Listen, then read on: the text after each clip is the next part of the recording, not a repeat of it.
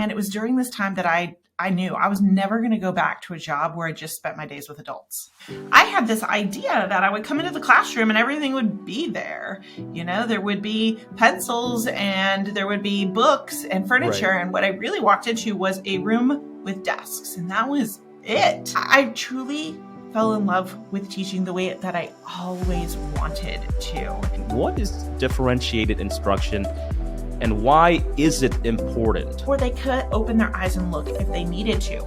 Something simple like that is differentiation. Work less and be exceptional. I started to realize that I was not maximizing my time as a teacher. Some of the most amazing teachers that I have memories of when I was a child, or even in high school, were the teachers that had your exact definition of success. So you mentioned how teachers can use AI and ChatGPT to save time. And there are lots of things that artificial intelligence can do for everyone. Inside How to Love Teaching Again, I just give super practical tips about how to save time, because that tends to be the one big reason that teachers are not happy is they're working too much, but also how to eliminate some of the chaos in your classroom.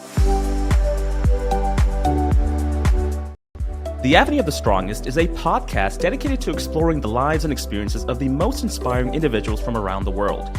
Each episode features interviews with fascinating guests who share their insights and wisdom on a variety of topics, including education, impact, motivation, health, and learning. I'm your host, Anayat Chowdhury, and I'm thrilled to introduce our next guest today. Jamie Sears, also known as Not So Wimpy Teacher, is a mother of 6, a former political science major, and a certified elementary teacher who has found her calling in teaching in 3rd grade. After spending many years in the classroom, Jamie stepped out to create curriculum and deliver professional development for elementary educators. Her Not So Wimpy Writing Masterclass has helped thousands of teachers, and her articles for teachers have received over 10 million views from educators around the world. Jamie's philosophy revolves around empowering students to take responsibility for their learning, using differentiated instruction to meet individual needs, and creating a fun and engaging learning environment. Jamie is also releasing her new book titled How to Love Teaching Again, Work Smarter, Beat Burnout, and Watch Your Students Thrive on April 4th, 2023. This heartfelt, hands-on guide offers practical tips to help teachers defeat burnout, overcome perfectionism, and restore the joy of teaching. Don't miss this out on this must-book read for teachers, which can be pre-ordered on Amazon, Barnes & Noble, and Target. Welcome to the show, Jamie. Thank you so much. I'm excited to be here. Absolutely. So I think it's safe to say that you are a seasoned educator. I'd love to learn more about your journey and how you became a professional development specialist for teachers, and also around the time of when you decided to start your website and blog. This podcast is sponsored by ArgoPrep, an award-winning educational publisher serving over 1 million students nationwide. If you're a kindergarten to 8th grade teacher or principal, be sure to check out our supplementary workbooks to get your students ready for standardized state testing. We cover all subjects from kindergarten to 8th grade. Use the coupon code AVENUE for a 25% discount off of all purchase orders. Visit us today at argoprep.com/store.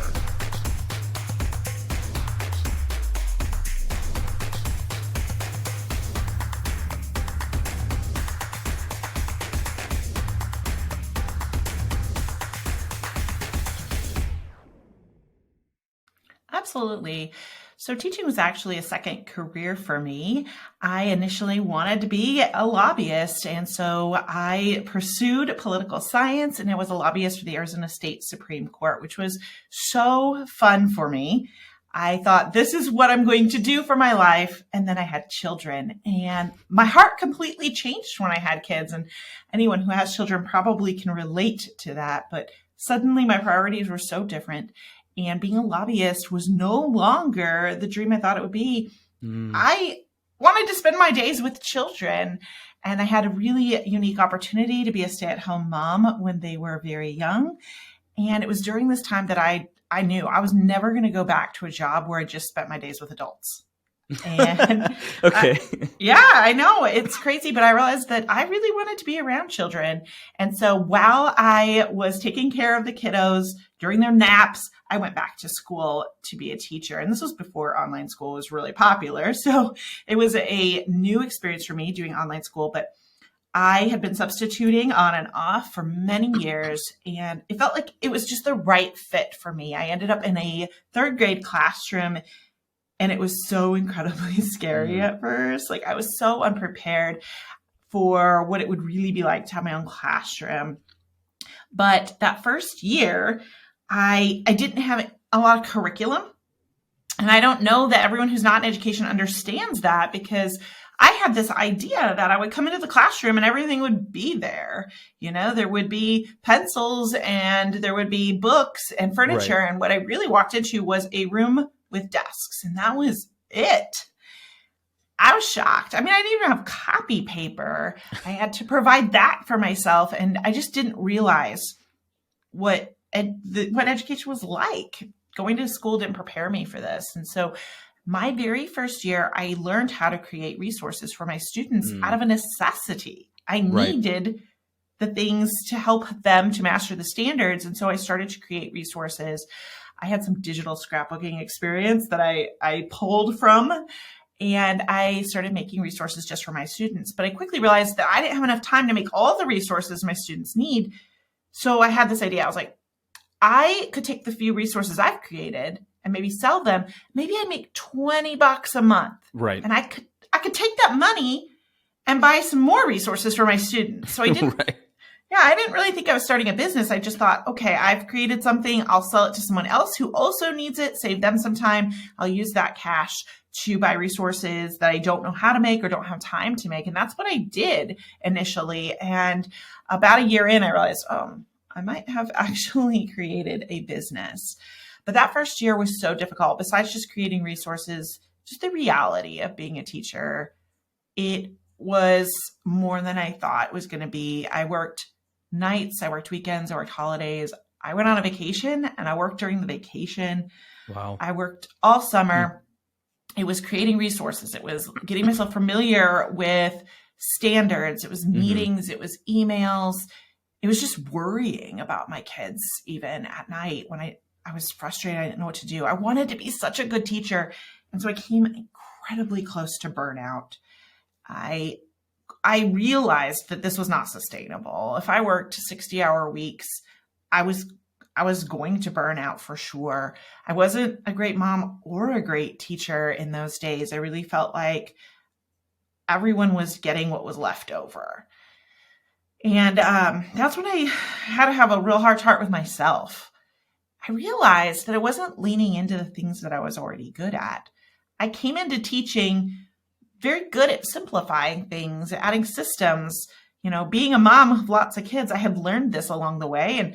And even in school, I had worked multiple jobs while taking lots of courses. And so I know how to simplify things. I know how to add a system to something to make it work better. And I wasn't doing that in the classroom. When I realized this, I got to work and I was like, I need to do what I do best. And I made teaching so much more fun for myself.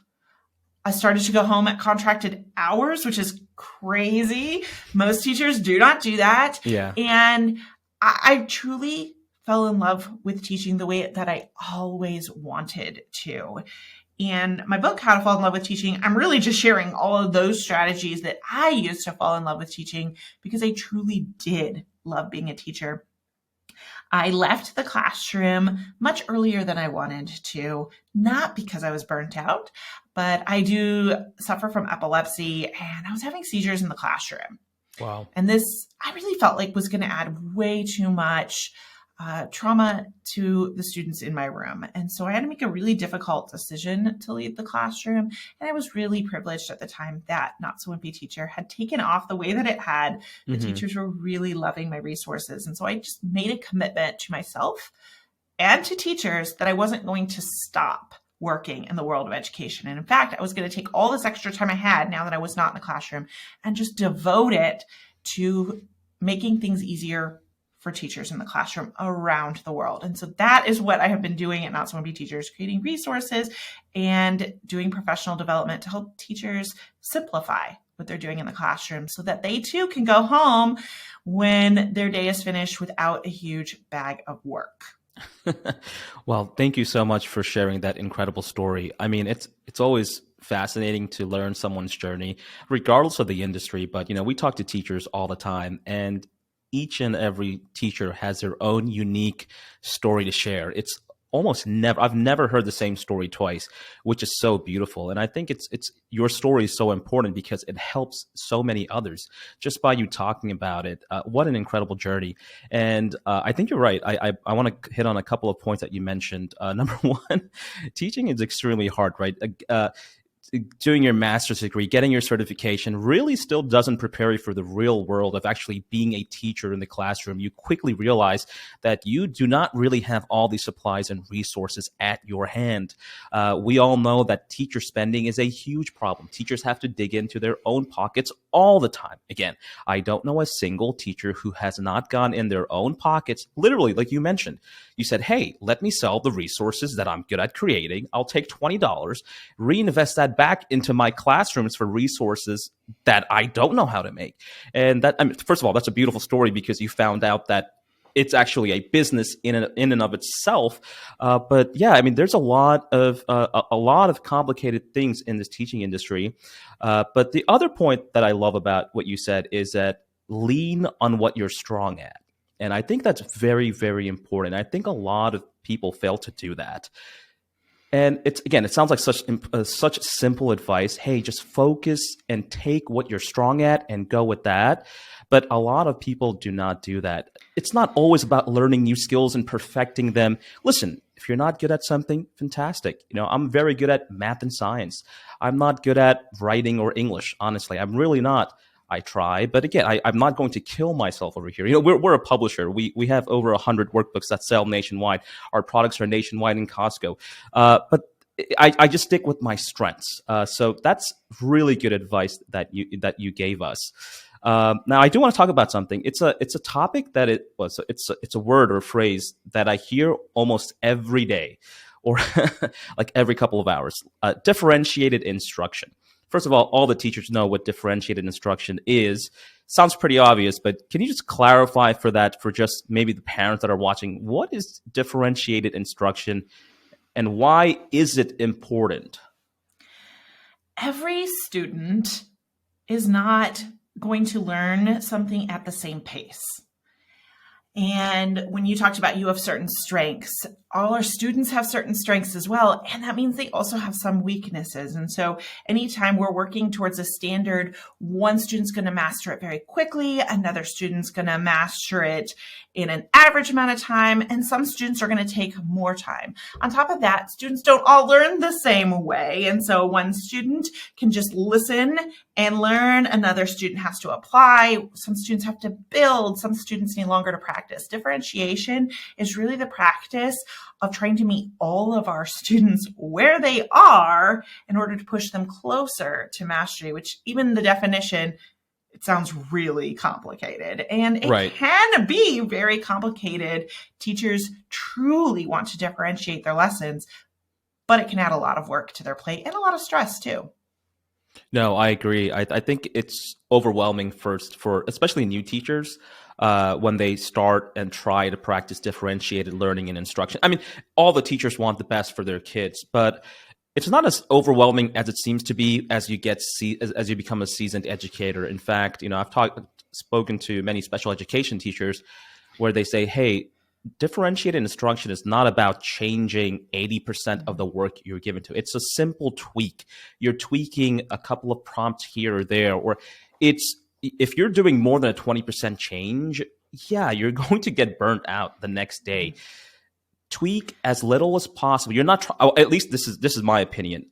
We are not trying to optimize for each and every individual need as an educator because it's just impossible. If you have even 20 students and you're changing everything to meet, let's just say one of them is a visual learner, the other one is an auditory learner, the other one is learning something another way, you're going to burn yourself out within the first 12 months. So there are tips and techniques to kind of say, okay, hey, if I modify this assignment this way, I won't drive myself crazy, but this will really benefit the 4 students in this group over here. Absolutely. I think in my first year of teaching, I did what a lot of teachers do in that I started changing assignments based on every small group I was meeting with. And so I created a ton of work for myself, creating different lessons based on student need. And there are times where we have to create a new lesson based on student need. I'm not going to say that will never happen.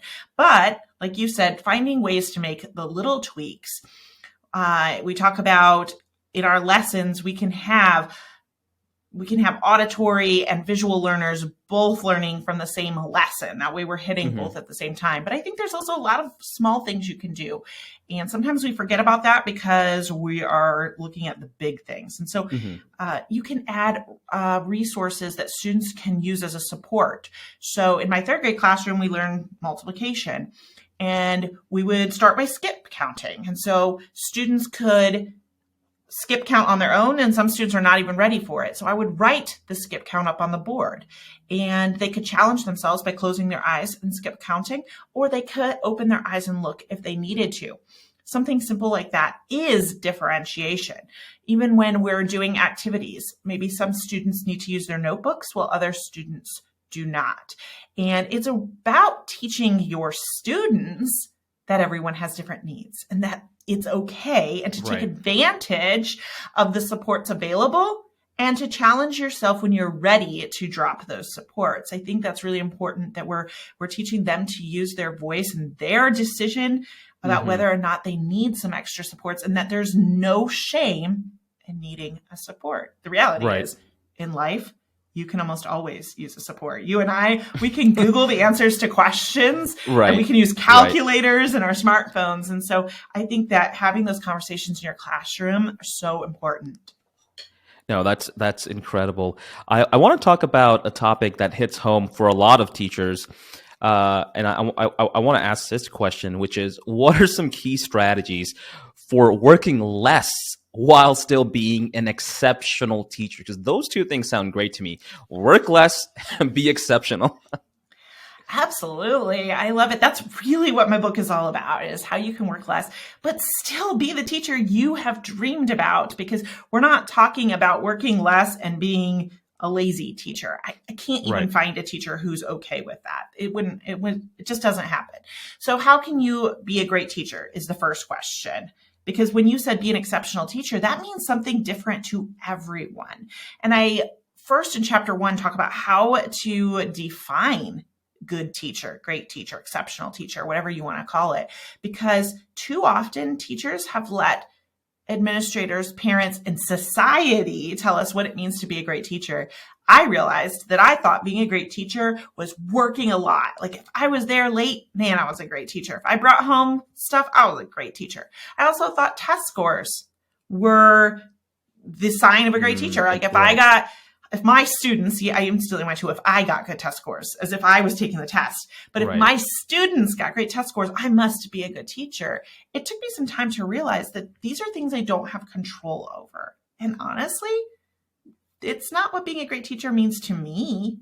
And so having a really good discussion with yourself about what it means for you, and it should be so personal.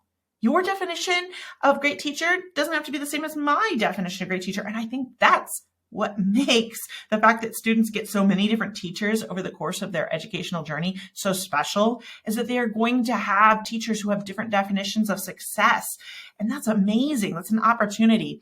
For me, success as a teacher might mean that I'm helping students to discover a love for learning.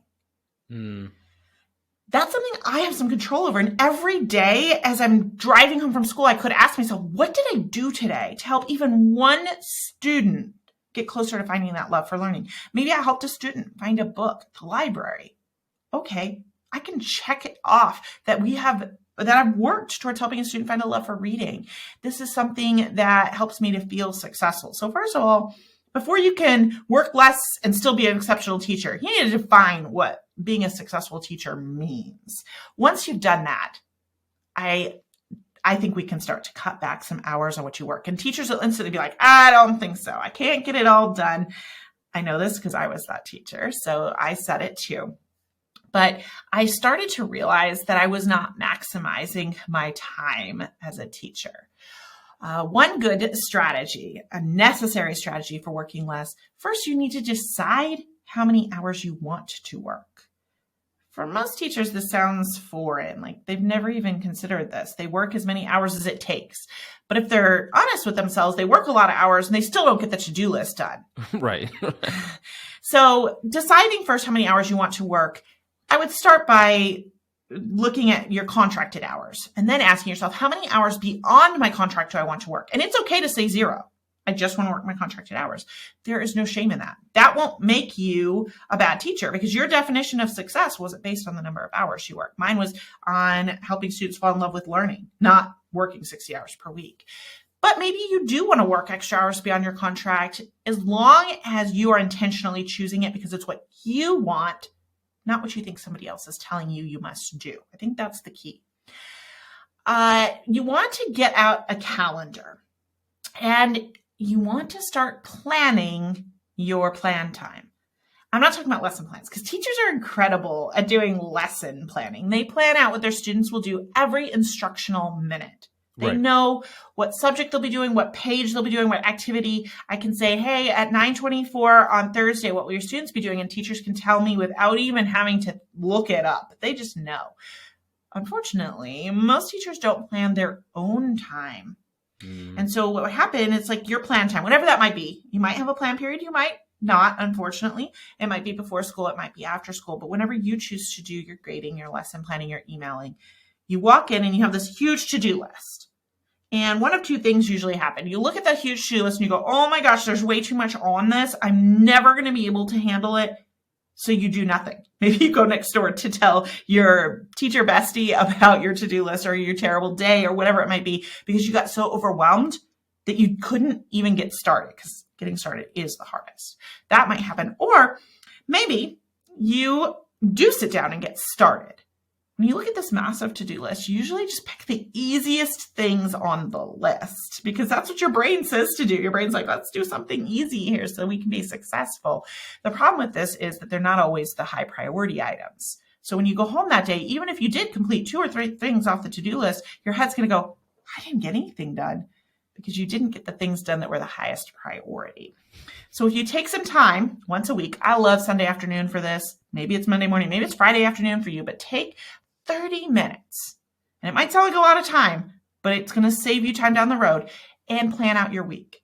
Brain dump everything you think you have to do.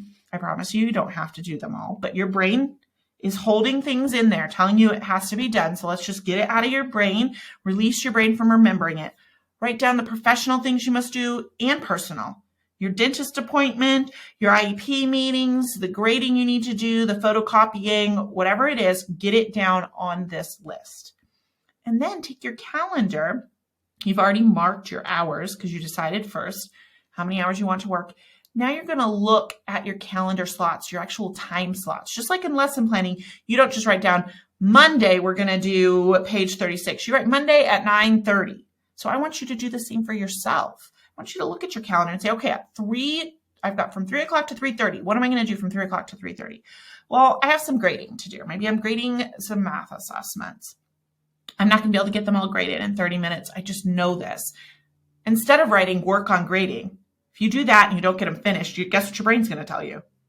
It's going to be like, you didn't get it done. Yep. Oh, you got so much more work to do. Instead, I want you to think about what you legitimately are going to finish in 30 minutes. Not what you're going to work on, what you are going to finish. So in 30 minutes, what can you finish? Well, write down something like, I'm going to grade 10 math assessments. Now it's a micro task that you can actually complete. You know what happens in that 30 minutes when you complete that micro task? Your head says, you did it. Yeah. It's like a celebratory, and then you're going to have to find more time slots to complete all the math assessments, but you're being realistic with yourself and your time. And if you start that list by grabbing the most important tasks and putting them on your calendar, you're quickly going to realize that there's not enough time slots for everything on your list, which at first is hard because our brain has told us everything must be done. But I want you to be realistic when you look at that list. Everything doesn't have to be completed. I know I'd write things like, I need to change out the bulletin board. And it seemed super important when I wrote it down because, you know, maybe it was January and there were still elves on the bulletin board. And so it was like, oh, I got to do it. I got to do it. Do you have to? Go back to your definition of success, helping students fall in love with learning. I mean, Will the L's on the bulletin board help them fall in love with learning? No, probably not. Will it keep them from loving learning? No. Right. Probably not. And Right. so, yes, I want to change out that bulletin board, but there are not enough time slots this week, so I can delay it till next week. It isn't actually as important as my brain thought it was.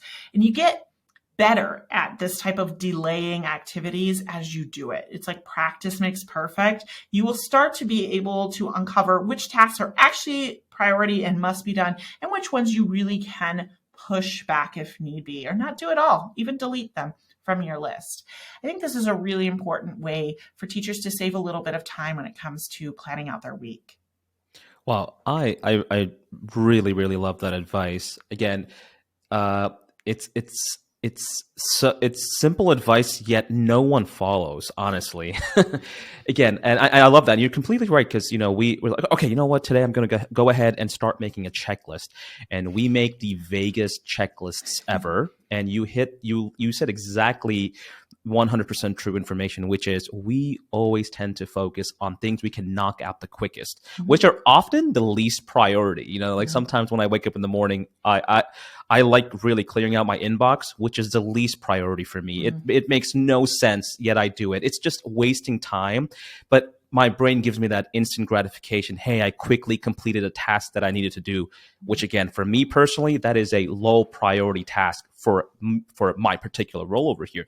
So I think it's very important to really, as you mentioned, prioritize and work on your tasks when priority, but more importantly, to quantify that, right? It's not, hey, I need to grade homeworks today, because as you mentioned, you may only have a 15-minute block. There's no way you're going to get that done, and it's just going to stress you out because you have not completed it. In fact, say, hey, I'm going to grade 25% of the homeworks that I need to do in my classroom. So that is fantastic advice. Also, I love your definition of success for being a teacher, which is to instill passion and joy for learning. I think that's very, very important. I'm so glad you brought that up, because some of the most amazing teachers that I have memories of when I was a child or even in high school were the teachers that had your exact definition of success. You can tell the teachers who have that who define their teaching as, hey, how do I instill passion and curiosity and joy for learning? And it's not those teachers who are so hell-bent out of shape on drilling you down for the specific standards because you have to take these standardized state exams, and so you can see a difference between the teachers, and one of the teachers obviously has a priority, and they define their success as, hey, I need to hit a certain average score that all my students need to perform on the state exam for math or whatever the case is. But I love your definition of success as a teacher. And I really hope that for the teachers that are watching this as well, is that they too will look and perhaps redefine what it means to be successful. What is a successful teacher to them? Yeah. And also think about your other roles in your life too. How have you defined being a good parent? How have you defined being a good spouse, a good son, daughter, friend? I redefined how I defined being a good mom, because I realized that was a problem too. To me, being a good mom at the time was like, well, do my kids always want to be around me? Are my kids happy? And I realized, like, no one's happy all the time. And there are seasons of children's lives called the teenage years where they don't actually want to hang out with me as much. And so I was feeling down and out. Realized it was just my definition. It was only how I was defining it that was making me feel like I wasn't successful. I talked to so many teachers in my community, and they feel down and out because this percentage of students still don't know their math facts, or this percentage of students are still reading below grade level.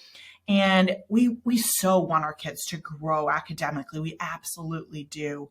But it's usually the teacher who is in love with teaching and is teaching their students to love learning that has that growth organically. And that's where the magic is. And when I wrote about it in my book, but when you think about your favorite teacher growing up, whether it was in elementary or secondary school, if you think about your favorite teacher, it was not because their class was easy. It was not because you got an A. It was probably because of the way that they seemed to care about you. 100%. And that's what's memorable to a student.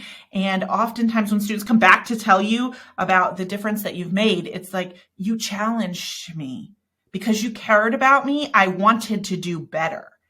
And that's what they take with them next year and the year after that into adulthood. And so it's important that we're writing that definition of success in all areas of our lives, all the different roles that we have. Yeah, I mean, this is such important advice. And I encourage everyone to look at all of the roles. If you're a husband or a wife, or we play so many different roles. If you're a mom, because just because you're successful in one role, it does not mean that it's oftentimes you are lacking in many other roles. When I started ArgoPrep 8 years ago, my wife, back at that time when I was starting my company, I would literally, if I got a text from one of my co-founders, I would be crossing the street, not even looking, and just immediately answering. I was so obsessed. You can call me at 2 a.m. in the morning and I would be there ready to solve and tackle the problem. And while I was quote unquote being an incredible founder and scaling and, aggressive growth goals and doing all sorts of things, I realized I was a horrible partner. I would be in a restaurant, my phone would be right here, and it's just messages are going off constantly. And I never realized until she told me once, twice, 3 times, 4, and then it finally hit me like, this is not going to work if I continue this. You really need to take a look at all the roles you play to make sure that you're succeeding in each role and really being fair, to all the things. If you're a mom, you need to you need to be a good mom. You need to redefine all of the roles you have in your lives. So it's important. I can totally relate. I totally relate to this. So even though I came really close to burnout at school and realized I can't do this and still be a good mom, when I went into working full time at Not So Wimpy Teacher, I still went down that same darn path that you're talking about, where I again found myself working crazy hours and being glued to my phone. And so I had to have a whole another talk with myself about prioritizing my time, delegating, delaying things. And I'm not perfect at it. And I won't ever be perfect at it. But I am a lot more intentional about my time. And we've actually gotten down to the point where I am working 10 to 20 hours per week in my business. Incredible. And dedicating the majority of the rest of my time to my family, because that's the season of life we're currently in where we have some young kids. And that's what I want to do. I'm being intentional, choosing what I want to do. It doesn't mean that I'm doing that. Not So Wimpy Teacher is doing less. I've just gotten better at what's 100%. Important and when I'm going to work on those important tasks. So I totally relate to your story. I feel like you could have been telling my story right there. No, I agree 100%. Now, I mean, speaking of working smarter and more effectively, in your latest blog post and YouTube videos also, you mentioned how teachers can use AI and ChatGPT to save time. I think we can expect to see AI play an increasingly important role in education in the coming years. Can you tell us some ways that teachers today can use AI, or specifically in this case, we're talking about ChatGPT, to optimize their workflow? Absolutely. I think that artificial intelligence is here to stay. Yep. And there are some cons to artificial intelligence. There are definitely teachers in our community, and probably even more in the secondary teaching communities, who are like, students are actually using AI to write their essays and do their homework. And that's definitely a con and something that, a challenge we're going to face in education. But it's crazy of us not to think that it's just going to go away.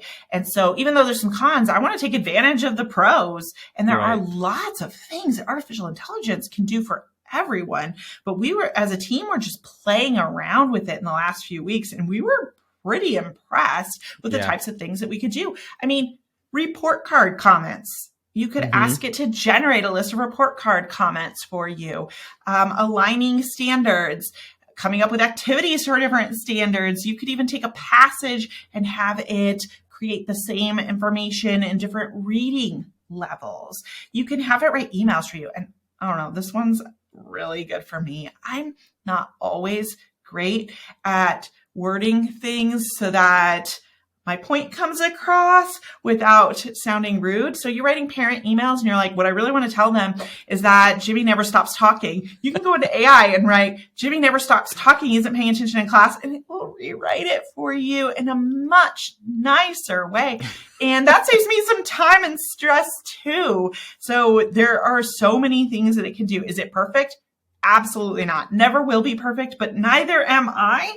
So, Yeah, exactly. I'm willing to use it, but of course we want to review anything that comes from AI. We want to be careful that we understand copyright and that sort of thing. But if you're just using it for things like report card comments and emails and things, I think you're going to be impressed, and then go from there. Once you get a little bit of trust in what it can do for you, you'll keep experimenting. I know we are here at Not Someone Be a Teacher. We're experimenting with the types of things that could help us to do faster in business as well. Yeah, we've been using, I think if you're not using ChatGPT, or if you're not using some of the amazing platforms, which are typically powered by ChatGPT's OpenAI now, you are doing yourself a big disservice. I mean, this has changed the game and it's here to stay, as you say. A lot of our email campaigns now, we do have a writer on our team, but honestly, ChatGPT just makes it a little bit better. We take that template and we say, rewrite it, or make it more enthusiastic or something. It just knocks it out of the park. And it allows you to do more and make a bigger impact. You could send out more emails now because your writer doesn't have to write every one of them. And so, yeah, we have a writer, but I'm also like, but how could she use it to get her job done faster so that we can make a greater impact? Exactly. I think that's the key here, because a lot of people just see, a lot of these companies coming in and just slashing off and eliminating the roles. That's not really the case. Will it be? Yeah, in some companies, but not as much as you think. It's all about optimizing for time. So as you mentioned, if you're able to save 2 hours a day for your writer, that writer can be contributing to your business elsewhere, but so many other things that a writer can do. It just makes the business more efficient. You're able to scale quicker. You're able to do things much faster for your business. That's what it's about. So yeah, we've gotten so used to overworking as a society. That's it's also just true. Become sort of the norm that if you are a good worker, you work extra. I actually had a podcaster interview where he said that exact same thing. He said, if you're a good worker, you're going to have to work a lot of hours. And I was a little dumbfounded, like, but what if that's not the case? And I think AI tools could help you to allow your employees or yourself to go back to what's a much more reasonable number of hours so that it's sustainable, so that great people aren't leaving and burning out. So you can actually keep the best people in your business longer using these tools. No, 100% agreed. And I'm very excited to see what's coming. I look forward to the future as this continues on to develop. And I do think that there is going to also be actual change now coming to education. Obviously not immediate, because, nothing happens fast. Nothing happens fast in education. I'll tell you that much. But I do want to talk about your new upcoming book. First of all, congratulations. It's a big deal. So your upcoming book is called How to Love Teaching Again, which comes out this April 4th. First, I know you mentioned a couple of times already what this book is about, but can you just give us again a brief summary of who this book is for, really, and what this book is about? Absolutely. I have been working with teachers at Not Someone Be a Teacher for 10 years now, and we provide so much professional development and resources and support. But it's never been enough. And we're always reading what teachers are saying. And I've just had this heart that I want to get this information into as many teachers' hands as possible. I want to make it really accessible. And so How to Love Teaching Again is a book about staying in the profession for those who truly love being a teacher, but have started to lose their passion because of a number of different things on their plate, and they're getting so close to burnout and they don't want to leave because they love teaching, and yet they can't be the person they want to be, the mom they want to be, the dad, the daughter. And so inside How to Love Teaching Again, I just give super practical tips about how to save time, because that tends to be the one big reason that teachers are not happy is they're working too much, but also how to eliminate some of the chaos in your classroom, because that adds stress. And so How to Love Teaching Again is for any educator who truly wants to stay in the classroom but knows that they need sustainable strategies to make that possible. It has been a dream come true to become an author, something I've wanted to do since I was a little girl. And so it feels really good, but its message is so important and far reaching. I need to make sure that the educators who dreamed of being a teacher their whole lives aren't forced out of the classroom because of burnout. Wow. And I know you also, I saw an Instagram post, you were recently in a podcast studio to record the audiobook version. How was that? I've never, I want to hear more about that experience. Yeah. So obviously my first time recording an audiobook. I've done lots of podcasts. I've done video. And so I thought, I can do this. This is going to be easy. Yeah. But I'm going to tell you what, it is hard stuff recording an audiobook. I was kind of nervous. And so you are in this little studio and I had to wear headsets where I could hear myself in the headset really loudly. So that was a little bit crazy. But also there were two other people talking to me in my headsets. And then I've got my iPad in front of me with the book script and I have to read it. And when I tell you need to read it exactly, I mean exactly. They were like, I don't think I heard the S at the end of that word. You're going to need to go back and redo it. So really? I had like this nervousness, like it was the most stressful read aloud I'd ever done. Even though the reality is if you make a mistake, they have you stop and fix it. But there's still something in your brain that says you need to do it right.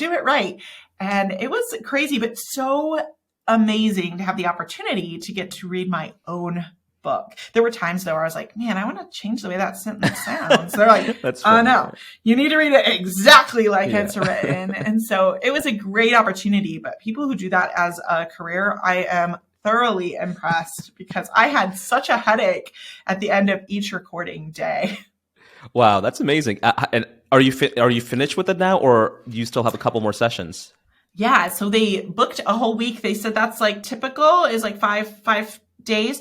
We finished in 3. So that was exciting. They're like, wow, you are a teacher because you went in there like ready to go. But then we had to come back and do what they call pickups, which are the edits.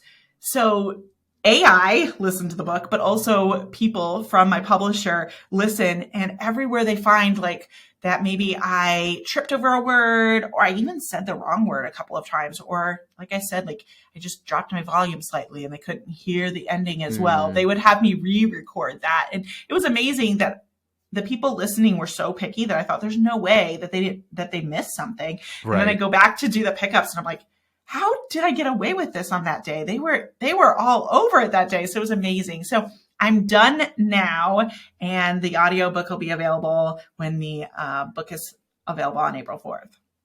Wow, that's incredible. Well, you know what? I hope one day I'll have that experience as well. It just sounds like a cool experience.